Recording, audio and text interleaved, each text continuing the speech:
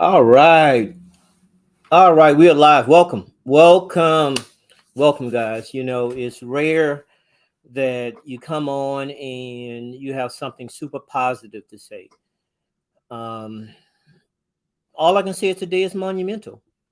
Today is monumental. Today is a good day. It really is a good day. You come on, you find something that is a first in 2022. A first. I want to talk about that. I want to talk about what it means for Representative Jeffries to be named the Democratic caucus leader, Democratic leader in the Senate. I mean, in the House. It's a big deal. We're going to talk about this historic occasion, what it really means for us, the Black and Brown community. We're going to discuss a lot of things that are associated with that position. That position is a big deal. Now, he's not going to be in power, at least not immediately. Every 2 years, we have an election, and there's an opportunity for the power to shift to the other party. So he's going to have to work with the Republicans and find common ground, because that's the way it's done in the House. You have to do it that way, because if you don't work being in the minority in the House, you are not going to have a whole lot of luck. Mm-mm. No, you're not. You're gonna have to work with if you're not in the majority, you have to really, really, really work with the other side and find that common ground. But we're not going to talk about that right now. Nope. We're going to celebrate. We're going to celebrate this brother. We're going to find out why it's so important. I'm gonna give you a little background of why it is important to me personally. But first, we got to talk about Representative Jeffries was unanimously elected on Wednesday today to become the first Democratic Party leader of the U.S. House of Representatives. Now, his terms begin in January, so he's elect now. But in January, he will be the first Black leader of Congress. Now, if he was in power, did you know that order succession, he's to be the third person in line to ascend to the presidency? So if something, our prayers are with the president and vice president, no matter who they are. But the House, the leader of the House, if he was the leader, would be third in line if something happened to those two guys and they could not fulfill their duties. That's how powerful the position is. But then also, just being in the way the House works, if you are in the majority, you have a lot of sway. You have a lot of control over what leads the House, what gets put on the floor, what gets up for vote. You have a lot of power. Now, he's working in the minority this time. He is not going to be in the majority. But in 2 years, who knows? Who knows? Who knows what's going to happen? You're going to have another election for sure. We don't know who is going to be the Democratic runner, whether it's President Biden that is going to be running for another term, or who's going to be on the Republican side. We have no idea. We can guess, but we have no idea. So I don't even want to speculate that. What I do want to talk about is how this affects us, the Black and Brown community. This, in many ways, is, I wouldn't go as far to say that it is Barack. It is the someone to be the first Black president. I wouldn't go that far, but it's important. It is important. Let's find out more about this brother. I'm going to go to his LinkedIn record, and we're going to talk about how what we can expect for him to do when he's in power or when he's working with the Republicans. Is he qualified? What do we know about this brother? He just recently came on my radar. You guys tell me in the chat. Do we know anything about him? I don't know. I don't know. Let's see if we can find out something about him. Let's go to his LinkedIn profile. Let's see if we can glean something from him, his LinkedIn profile. Honorary Hakeem Jeffries. He's been in Congress for 10 years now. He's been an assembly member, a counsel, attorney at law. He went to school, bachelor's in political science, master's in political policy, and JD at New York University School of Law. Okay, so he seemed to have the pedigree. He went straight through, guys. Started out in 88, ended up in 97. So from, what's that, 11 years or so? 9 years? From school to school, degree to degree, until he became a lawyer. And then right out of law school in 1997, he got his first job with a prestigious company, Paul, Weiss, Rifkin, Wharton, and Garrison. That was in New York. 1997 to 2004. He was there 7 years and a month. Moved on to corporate. He was the legislative counsel to CBS Viacom from 2004 to 2006, a little over 2 years, and assembly member for 6 years, and then he ran for the House. His first election was January 2013. Has been there ever since. Been there ever since.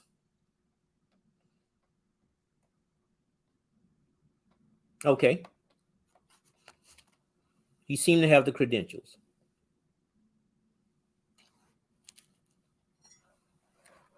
Today, he was elected as their representative, Democratic representative, ran unopposed. Now, Nancy Pelosi and the crew, they did endorse the team that's up here now, and he ran unopposed. So that's good. That's good. Unanimous. And now he's ready to take the reign in January. So let's hear his speech, and let's see what we got to say with him. Because he is he feeling the moment? Does he take the opportunity to put some positions on the table? Is he reaching out to the other side? Because you definitely have to work with the other side. That's a must. Let's see what he has to say. Good afternoon, everyone. It's an honor to stand before you today as the incoming House Democratic leader for the 118th Congress that will convene on January 3rd, and to be joined by my two good friends, amazing colleagues and partners, the incoming House Democratic Whip, Catherine Clark, and the incoming caucus chair, Pete Aguilar. Let me first begin by just expressing my heartfelt thoughts and prayers for the family of Don McKeechum, tragically passed away. The House Democratic Caucus is a family, and Representative McKeechum was an incredibly important part of that family, and he will be deeply, deeply missed. I also want to convey my thanks to Speaker Nancy Pelosi, an extraordinary speaker for the ages, who has delivered so much for so many over such a significant period of time, Our caucus is better. Our country is better. The world is better because of Speaker Nancy Pelosi's incredible leadership. I also want to thank our current House Majority Leader, Steny Hoyer, and our current House Majority Whip, Jim Clyburn, for their incredible friendship, mentorship, and support for all of us along this journey from the very beginning of our arrival in the Congress. We stand on their collective broad shoulders, building upon the incredible work that they've done. Excited about the opportunities to advance the ball for everyday Americans as we move forward into our future. Hey guys, is it me? Who does he sound like? At Brooklyn Hospital, Does he sound like Barack to you guys? Crown Let me know. Heights, by my two parents, who were public employees, a caseworker, and a social worker in a middle class, working class neighborhood in the midst of the crack cocaine epidemic in the 80s into the early 90s. I'm thankful for them, thankful for their love, support, and prayers throughout the years, throughout my journey into adulthood and my journey as a public servant. Growing up in that Crown Heights neighborhood, first member of Congress I was ever aware of was the Honorable Shirley Chisholm. And I eventually was able to be elected to represent many neighborhoods in Brooklyn that she formerly represented. And so it's with particular reverence for her that it was communicated to me earlier today that this actually is Shirley Chisholm's birthday, 98 years ago. I stand on the shoulders of people like Shirley Chisholm and so many others as we work to advance the ball for everyday Americans and get stuff done. Yeah, it sounds like President Obama to me. Do. For sure. That's what our record says.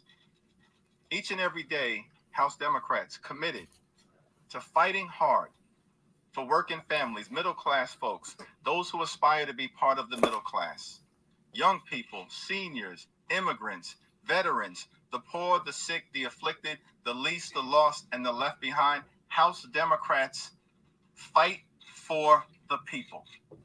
That's our story. That's our legacy. That's our values. That's our commitment as we move forward. Get stuff done. Make life better for everyday Americans. We look forward to finding opportunities to partner with the other side of the aisle and work with them whenever possible. But we will also push back against extremism whenever necessary. We love this country. We love our democracy. We love the Congress and the House of Representatives, the institution designed to be the closest to the people. All right, so we have Loretta saying no, he does not. Yeah, he sounds like it. He sounds like it. And we have another one that says this is Alice. Alice is a thumbs up. So I think that she thinks that he does. Let's continue on.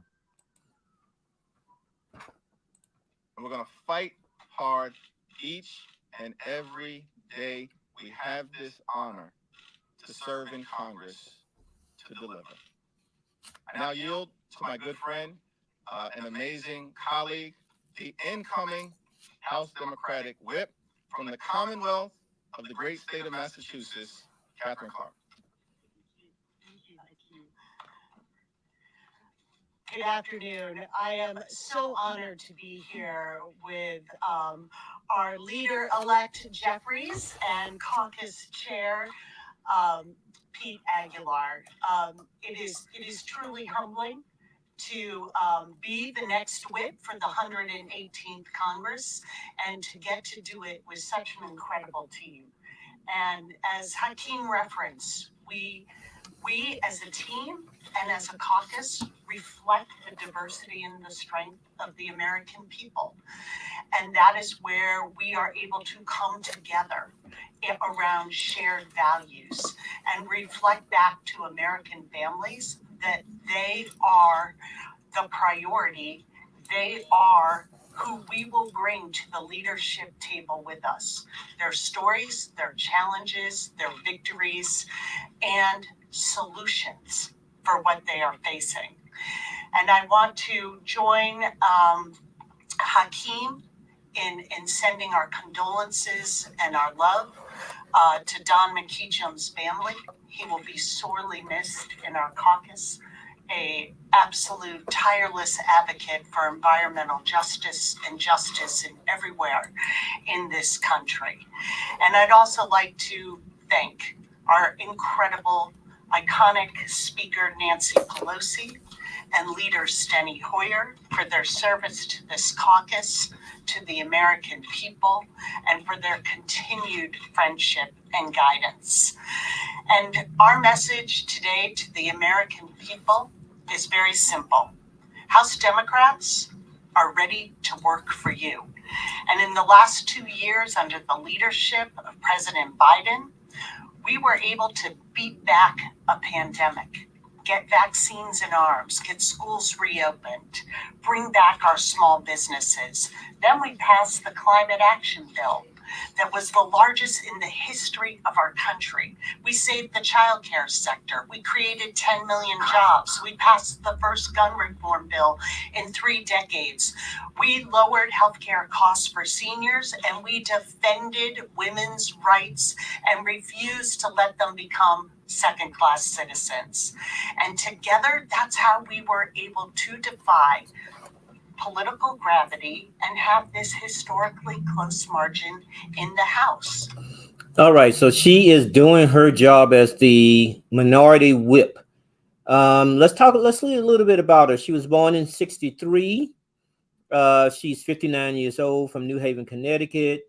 Wow. She's qualified. Educated at Harvard a couple of times. Cornell Law School. Impressive. She's married, a couple of kids.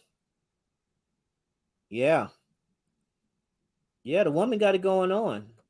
She is sharp. She's sharp. Like she was elected in 2013.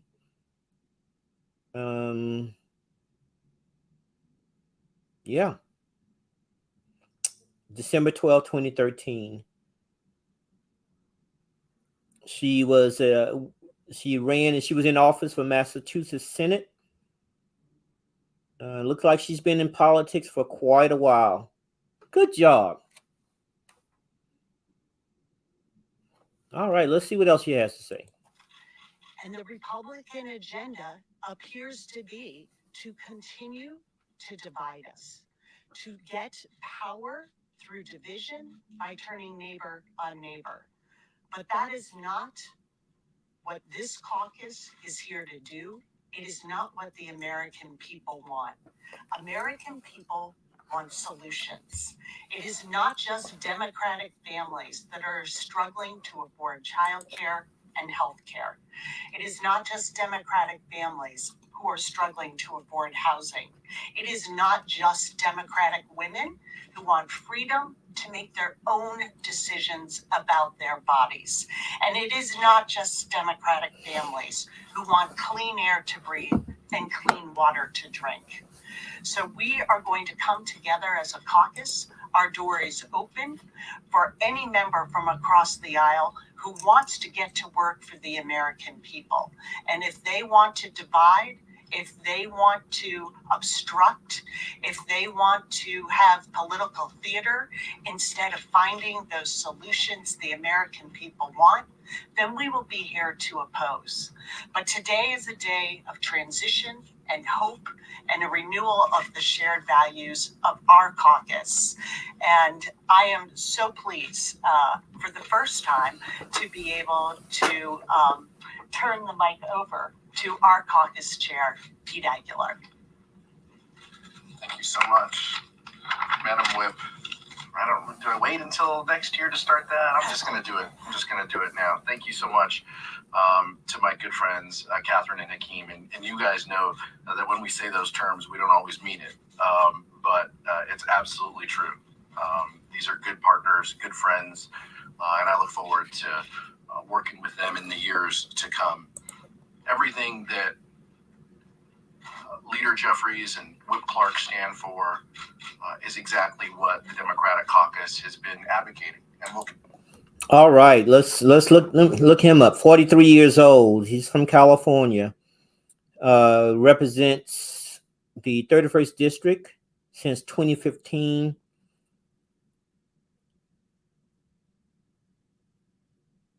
He is not a lawyer.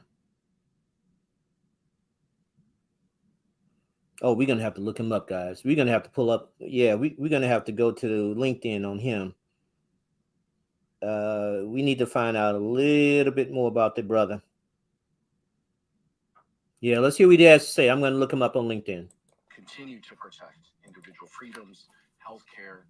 Those are going to be the things that we continue to support, and that we continue to push back on the other side as they attempt to erode the agenda that we have accomplished over the last few years. It's not lost on me what my election means for my community, for the Latino community. Being a kid from San Bernardino, having an opportunity to help guide this caucus is a great responsibility, and I don't take it lightly. What we're fighting against is this MAGA extremism. And we heard loud and clear this election from the American public that they want us to work to get things done for them. They want us to reduce the costs that they have. And they want us to stamp out extremism in every form.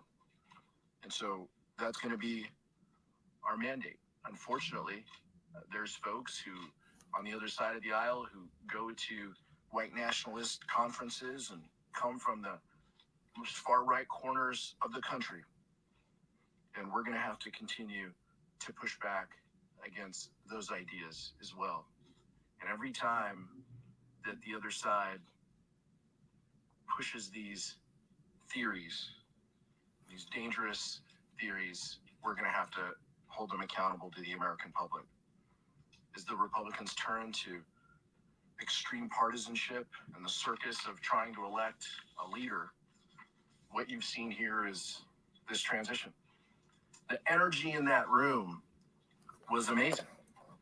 For a group that is going to be in a very thin minority, the energy of our caucus was handshakes, high fives, and hugs as we transition. That's the legacy of Nancy Pelosi, Steny Hoyer. And that's what's going to be important moving forward. While Kevin McCarthy is auctioning off real estate and square footage for every vote he can, we're united together. All right, so I guess that's a little red meat for the base. When you're in a position where you have to work with the other party, I don't know. I don't know. You guys tell me in the chat. Is he going a little bit too far? Give me a 1 for yes. He's gone too far. 2 for no. Let me know if, or maybe 3 for just right. But seems like it's a little red meat that he's throwing out there. Seems like it's a little red meat. Let's continue on. And we're in this together for the American public, and we never lose sight of who we are and where we come from. And that's what our mission and mandate is. Thank you. Thank you, Pete. Thank you, Catherine. We'll be able to take just a handful of questions, but some questions. Allie? Can you talk about, you guys referenced the accountability, the extremism, and then you've also been going against them. So how do you think about doing that? Do you think about working with Kevin McCarthy to focus in him at all? What might this look like in this period of time? Well, our commitment is always to extend the hand of partnership whenever and wherever possible in order to get things done for everyday Americans. That's been our track record under the extraordinary leadership of President Biden, Speaker Pelosi, Leader Schumer, Democrats in the House and the Senate. We just have completed one of the most productive Congresses in American history. We passed the American Rescue Plan, shots in arms, money in pockets, kids back in school, saved the economy from a great recession, if not worse. Passed the Infrastructure Investment and Jobs Act to create millions of good paying jobs spread out all across America. We were able to do that with some help from Senate Republicans, and we welcomed that bipartisan cooperation. We passed. So we have Allison. She said, "Yeah, one." So, yeah, the rest of you guys in the chat, let me know. Let me know if that was the Democratic Caucus chair. If he threw out a little bit too much red meat. 1 for yes, 2 for no, 3 for just right. Loretta said, "Oh, Loretta says 1 also." So we got a couple of 1s. Yeah. Yeah, you know, it's a certain tone that you have to strike when you're in a minority. You got to work with the other side to get anything done. You even in this type of occasion, you want to start setting the tone that, hey, you know, let's see if we can find that common ground. Let's see if we can work together. And that was a little bit red meat. I'm gonna have to give them the. Got to do it. I got to do it. Let's continue on. But here's the deal. I remember seeing a Star Trek episode where Captain Kirk was negotiating with the Klingons, and Captain Kirk just sat back there being neutral and you know, having the olive branch, and Spock was the attack dog, and it was purposefully done so that Captain Kirk would have his hands clean, yet you know you would have the forceful position presented by another person. So it may be part of the strategy, guys. You know, ooh, don't talk to Representative Aguilar. You know, let's work with that. You know, that Jeffries guys. Let's work with him. We can get something done with him. So it may be part of the strategy. You got to think about it. You got to think about it. Let's continue on. Gun safety legislation for the first time in 30 years that will save lives. And that was also done in a bipartisan way in the Senate. Of course, we passed the CHIPS and Science Act to bring domestic manufacturing jobs back home to the United States of America, and we were able to find bipartisan common ground to get that done as well. And then we passed the historic Inflation Reduction Act. Unfortunately, our colleagues on the other side of the aisle chose not to work with us, but we got it done anyway. The largest investment in combating the climate crisis in American history, lower energy costs, setting our planet on a sustainable trajectory forward, strengthening the Affordable Care Act, lower healthcare costs, driving down the high price of life-saving prescription drugs for millions of Americans. That's the Democratic record. And we seek to find common ground whenever and wherever possible. And we hope that our colleagues on the other side of the aisle, as they temporarily inherit the majority in the next Congress, are willing to proceed with that same spirit of cooperation, fortitude, and mission-centered focus to get things done for everyday Americans. That will continue to be the Democratic approach on behalf of everyday Americans. First row. There's a lot of politics regarding this course. I'm not getting too much into this, but I'm curious. I just want to make sure. Mr. McCarthy has said he has not asked for Democratic votes for his position as the USC speaker.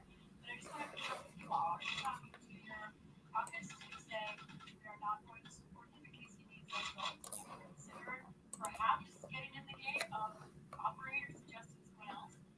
question is, what is your response to his pledge to say he will remove some of your numbers? House Democratic Caucus remains unified and focused in our efforts to fight for lower costs, for better paying jobs, for safer communities, to put people over politics. Those are our values that will drive us forward. Republicans are going to have to work out whatever mess and chaos is going on the other side of the aisle. That's not for us to get involved in at this point in time. Going back to this side, second row. In time. You? One of the things that you just brought up was working across the aisle in order to make things work at the end of the day.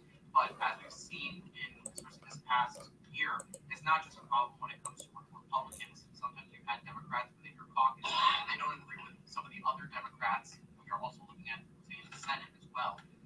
One of the things that we heard earlier today was Congressman Campbell said one of the key factors is making sure members can all agree with what leadership wants to do.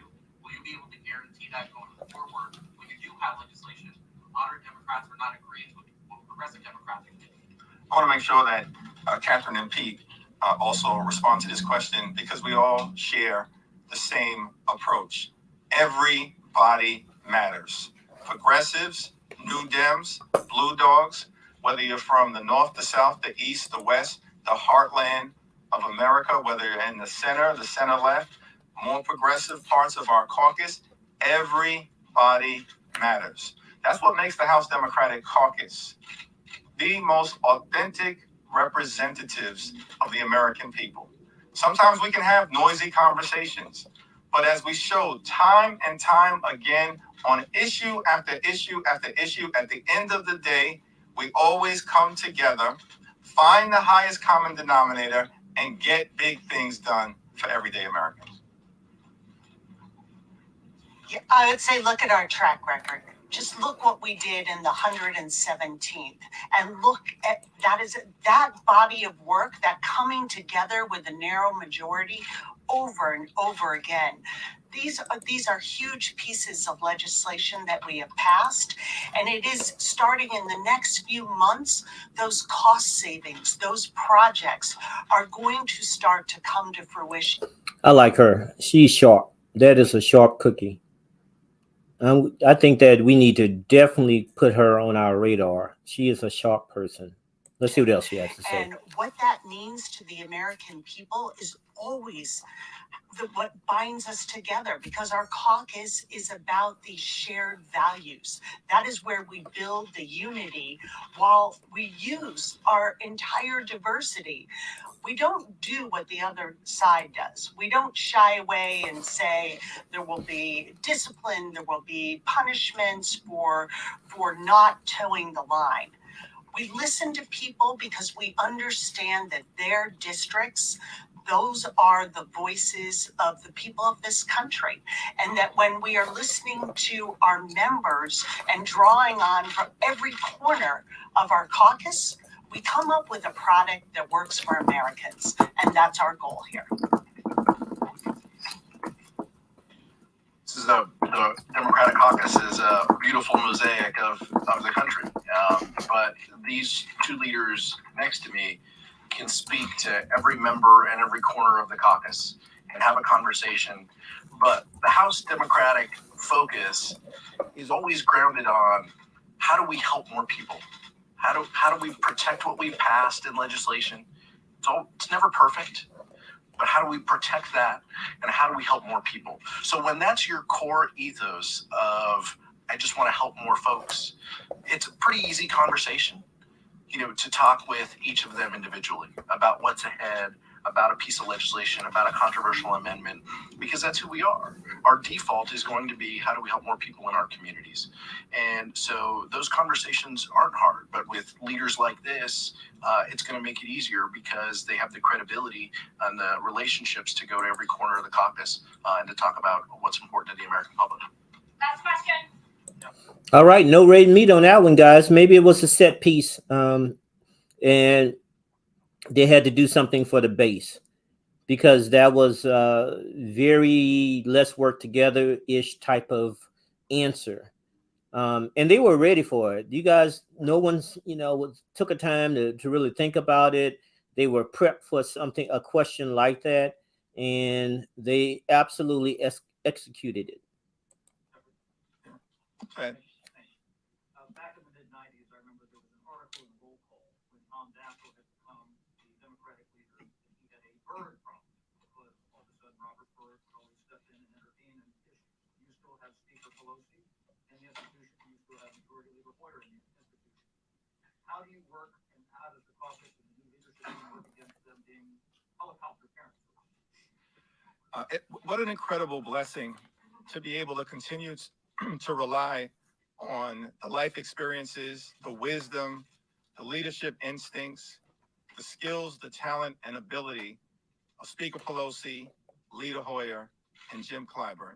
It's a blessing that we embrace. We stand on their shoulders and look forward to continuing to get things done for everyday Americans. Thank you. All right. So it was short and sweet. He got in there. He did his thing. And he got the hell out of there. Short and sweet. But we're going to dig a little deeper here. We're digging a little deeper. We're going to actually cover some of his positions and where he needs to work with the other side, the other aisle, his colleagues on the other aisle to get something done. So I'm going to pull up his position, and then I'm going to outline some things that he can work together with the Republicans, and hopefully they are able to get something done. But in the meantime, I'm going to invite you guys up. I'm going to put the link in there in the chat. Let me see if we can do this. Okay, and I'm going to pin it.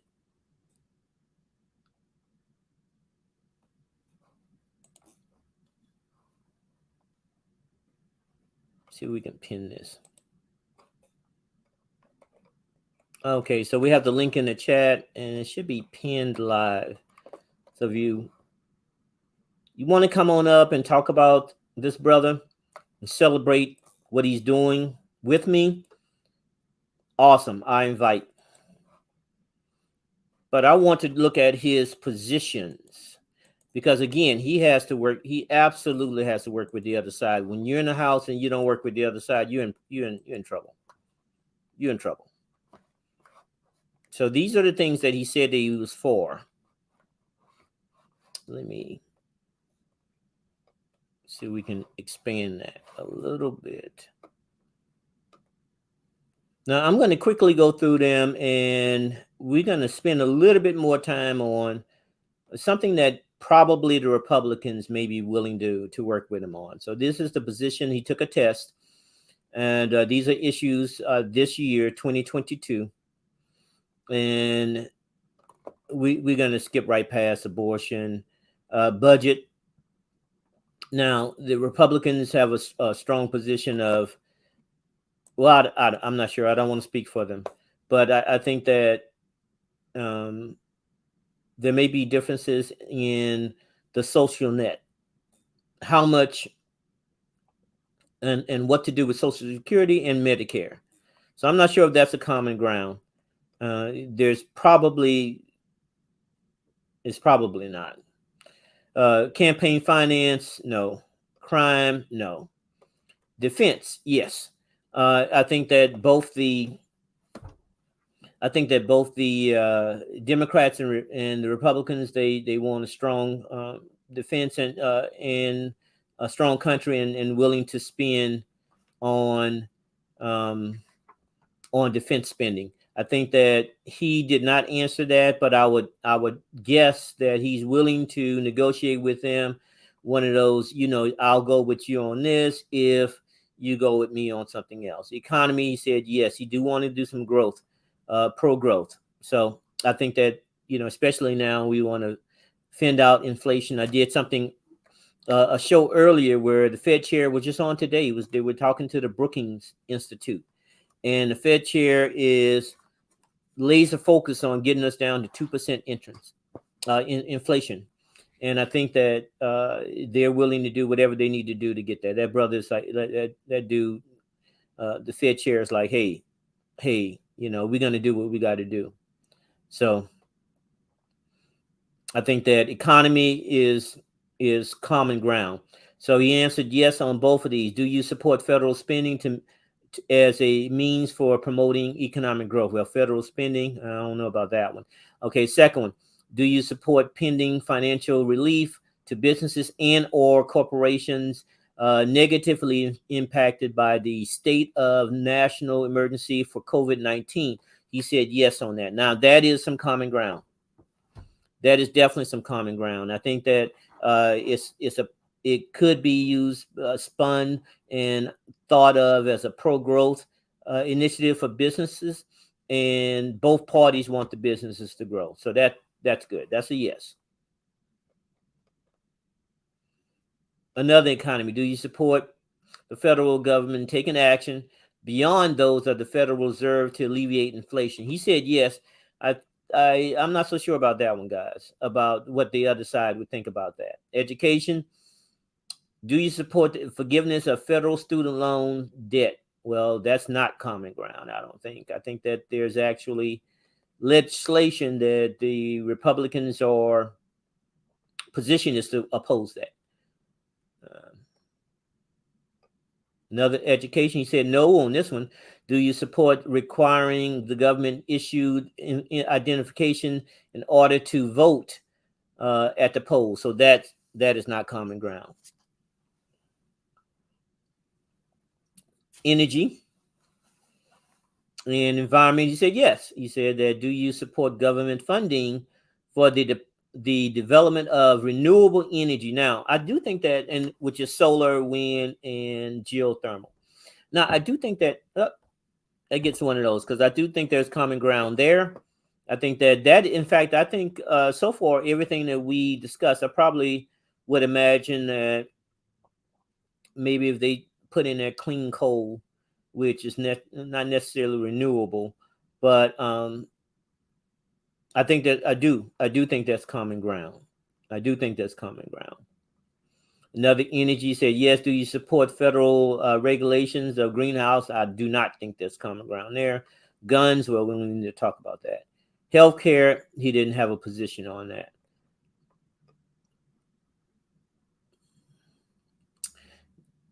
This is what he did not answer. Healthcare, do you support a government-run single-payer healthcare program such as Medicare for all? Yeah, no common ground on that.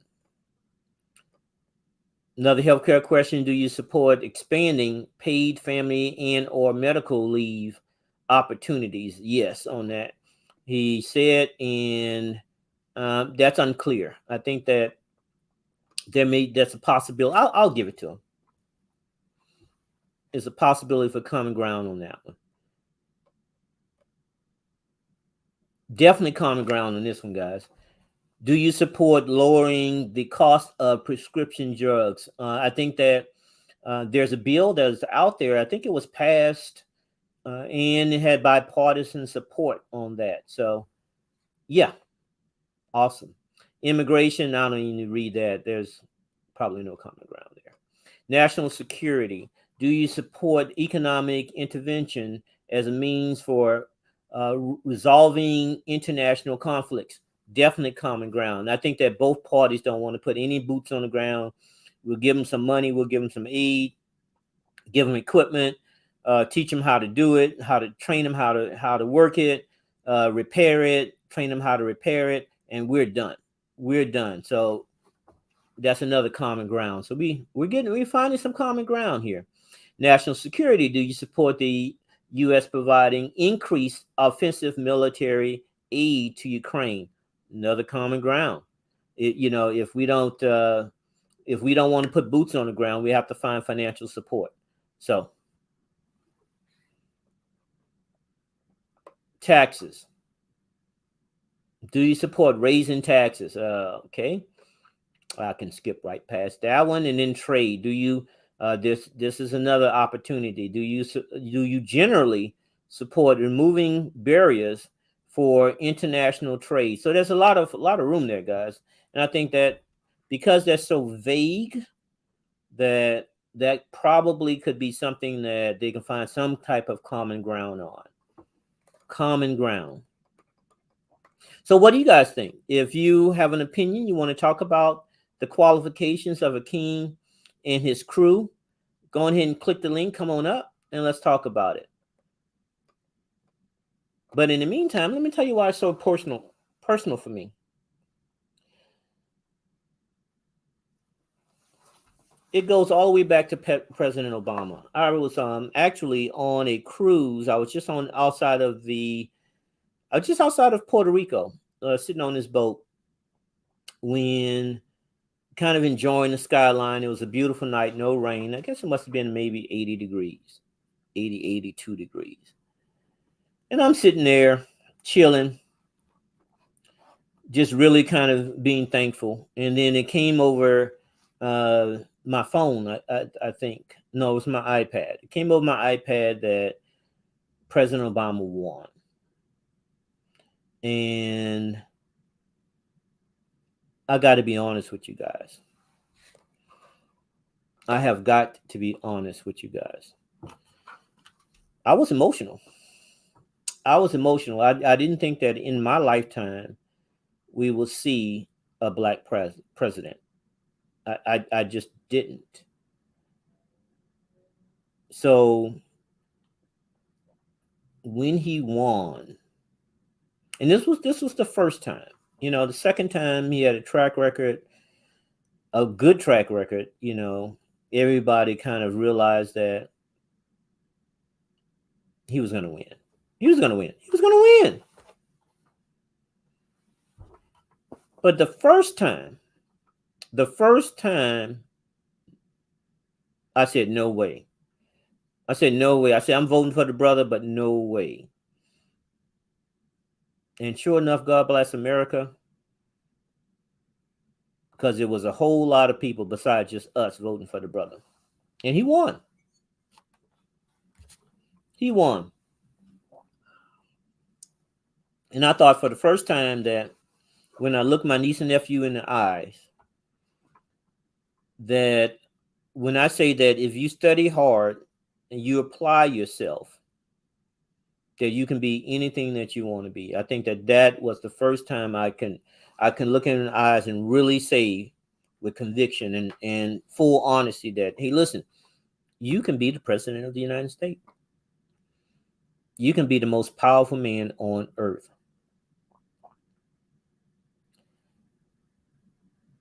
That was a seminal moment for me. And I went out on my balcony and kind of looked at the lights. I love looking at, kind of a skyline. That's my thing. And started looking and saying, wow, my little niece, Nana, my nephew, those are the last two. I have no kids myself, but my sisters, these are my sister kids, my baby sister. I can say, hey, listen, guys, you can be whatever you want to be. We have, we've removed all ceilings. The most difficult ceiling you can get to is now being kicked in by the brother. With this one, with Representative Jeffries, it's kind of like that. I feel kind of a certain way. This is the first time ever that a African American black person was voted unanimously, was voted to this position. And this is another moment. This is another moment. Yes, he's not president, but he's third in line to be so if he wins the majority position next cycle. And we need to celebrate him for that. He's qualified. He has this awesome team behind him, especially the Catherine.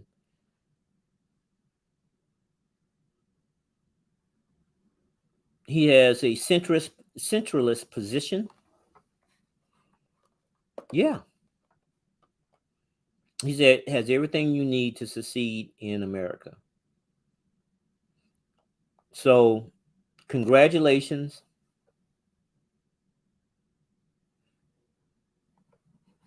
I'm not going to keep you guys long, but celebrate. Go to your loved ones, especially the new generation, which is lost. Go to them and show them one of his videos. This video, another video of him accepting, doing the right thing, getting educated, sending that political letter, and being at the top and being in a position of influence and position of power and a position where you can help others. I think that's what it's all about. That's the American dream. That is the American dream. For me, the American dream is doing all of that in a business context, being influential in a business context. If you own stuff, if you employ, if you add to the tax base, you have an opportunity to be part of that American dream. You may not necessarily have the desire to run for office. You may not necessarily have the desire to do anything political. Maybe you just, you don't even want to work on a campaign, but you want to add to the greater good. I was talking to somebody today. She had several things going on, a busy person, but she still helps out. She's good heart, has a, nonprofits that she work with or work with people that run some. Good heart. Will she run for a position? Probably not. But is she helping the greater good? Absolutely. Yesterday I went to lunch with another individual. We were talking about opportunities and primarily real estate opportunities. And so we was having lunch, and she's one of those born to be a politician. Born to be a politician. She didn't want to do it. She didn't want to do it. It's not everyone's calling, but I think that enough people have talked to her about maybe you should think about, running, or you'll be good for this position. You'll be outstanding for this other position. We will back you, train you. We have people like that. We have people like that are kind of born politicians, or where everyone else can see that they should be kind of in that political pool, and we kind of push them along. That's her. So when she told me, she said, David, I'm not sure if I'm living in my purpose. I'm not sure if, what I'm doing while I'm doing well and is making money. I'm not sure this is it. I just don't know. How do you know? How many out there knows what they want to be when they grow up? When you're a big boy, you're a big girl. I know for me, if someone would have asked me that 10 years ago, let's say 15 years ago, it would not have been where I'm at now. Well, more than 20 years. I've been in this field, the real estate industry, for 15 years. So let's say 25 years ago. Say, David, what do you want to be when you grow up? It would have been something totally different. Do you grow into your purpose? And if that answer is yes, then you got to be open for opportunities. You got to be open to find your purpose. And then there's Daryl. Oh, let's call him Daryl. That's me. That's not his real name. Love him, family. But man, this generation is lost. And we don't know why. At least I don't know why. Do anyone know why? If you know why, put it in the chat, because I have no idea. But reaching out to them and kind of helping them along it's a skill. It's a skill. But I can do this. I can now say, hey, Daryl, let's call him Daryl. There's still opportunity. You're young. It's not too late. It's not too late to be part of the greater good. There's more than just what you're doing now. And I think that we all can say that. There's more. And once you find your purpose, once you find that you're what you're supposed to be doing, then walk in that. So congratulations to the brother.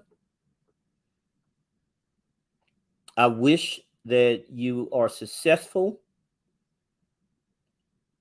I wish that you're able to work with the other party.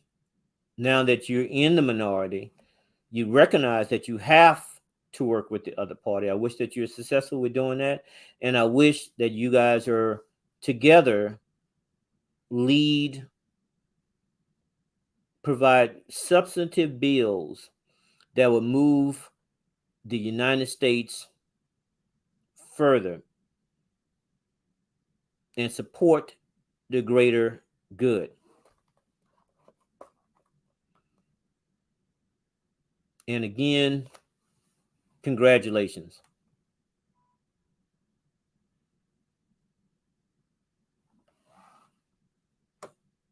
Work hard and stay grinding.